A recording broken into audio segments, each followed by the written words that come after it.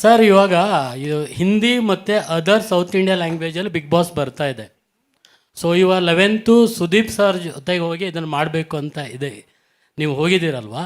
So other language ಇಲ್ಲಿ ಮತ್ತು Sudeep sir ಇದು ಹೇಗೆ ಇಂಪಾರ್ಟೆನ್ಸ್ ಇವಾಗ 11th ಇದು ಮಾಡ್ತಾ ಇರೋದು, ಆ ಜರ್ನಿ ಬಗ್ಗೆ ಬೇರೆ ಲ್ಯಾಂಗ್ವೇಜಲ್ಲಿ ಹೇಗಿದೆ, ಇಲ್ಲಿ ಇವತ್ತಿನ ಬಗ್ಗೆ ತಾವೇನಾದರೂ ಸ್ವಲ್ಪ ಎಕ್ಸ್ಪ್ಲೇನ್ ಮಾಡೋದು.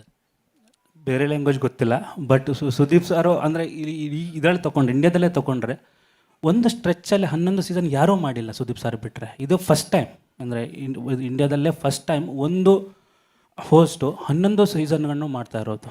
ಬ್ಯೂಟಿಫುಲ್ಲಾಗಿ ಒಂದು ಯಾರಾದರೂ ಸೀಸನ್ ನಡ್ಸ್ಕೊಂಡು ಹೋಗಿದ್ರೆ ಸುದೀಪ್ ಸರ್. ಅಲ್ಲ, ರೇಷಿಯೋ ಈಗ ಸೌತ್ ಇಂಡಿಯಾದಲ್ಲಿ ಇದೇ ಟಾಪ್, ಕನ್ನಡದಲ್ಲೇ ಆಗ್ತಾ ಇರೋದು. ಹೌದು, ಅಂದರೆ ಲಾಸ್ಟ್ ಇಯರ್ ಗ್ರ್ಯಾಂಡ್ ಫೈನಲ್ ತುಂಬ ಚೆನ್ನಾಗಿ ರೇಟಿಂಗ್ ಬಂದಿದೆ. ಮತ್ತು ಅವ್ರು ಹೇಳ್ದಂಗೆ ರೀಜನಲ್ ಮಾರ್ಕೆಟಿಂದ ಮಾರ್ಕೆಟಿಗೆ ವೇರಿಯೇಷನ್ ಇರುತ್ತೆ. ಬಿಗ್ ಬಾಸ್ಗಳು ಮಾಡುವ ಪ್ಯಾಟರ್ನ್ ಇರ್ಬೋದು, ನಡೆಸ್ಕೊಡುವ ರೀತಿ ಇರ್ಬೋದು, ಮಾರ್ಕೆಟಿಂದ ಮಾರ್ಕೆಟ್ ಡಿಫ್ರೆನ್ಸ್ ಇದೆ. ಈ ನಮ್ಮ ಲಾಸ್ಟ್ ಸೀಸನ್ ಅದ್ಭುತವಾಗಿ ಪರ್ಫಾರ್ಮ್ ಮಾಡಿದೆ. ಏನು ನಂಬರ್ ನೋಡಿದ್ರಲ್ಲ, ಕನ್ನಡ ಪಾಪ್ಯುಲೇಷನ್ ತುಂಬ ಒಳ್ಳೆ ಹೇಳಿದ್ರು. 11 ವರ್ಷ ನಡೆಸಿದ್ದು ನಾನು ಒಬ್ಬನೇ ಅಂತ ಖುಷಿ, ಒಂದು ಚಪ್ಪಾಳೆ ತಪ್ಪಿ.